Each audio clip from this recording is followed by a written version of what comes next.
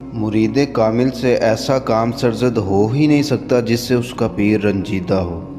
مرید تو نام ہی اتباع کا ہے، مرید تو نام ہی مر مٹنے کا ہے، مرید تو نام ہی شیدہ ہونے کا ہے، مرید تو نام ہی مرشد مرشد کرنے کا ہے۔ یار ایک دفعہ اپنے پیر سے جنون کی حد تک محبت کر کے تو دیکھو، ایسی نوازشات ہوں گی، ایسی کرم نوازیاں ہوں گی کہ کبھی دل پہ اس کا خیال بھی نہیں گزرا ہوگا۔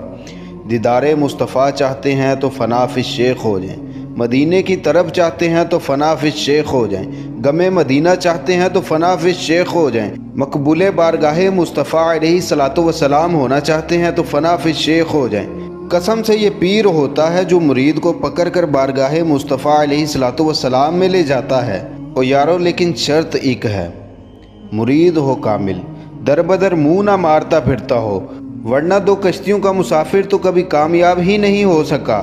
بس ایک ہی بات، ایسے فنا ہو جاؤ کہ کوئی آپ کو دیکھے تو بول اٹھے، یار یہ تو الیاس قادری کا مرید ہے۔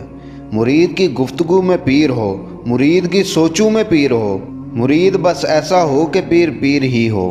اللہ پاک سے دعا ہے کہ ہمیں حقیقی معنوں میں حقیقی مرید بنائے۔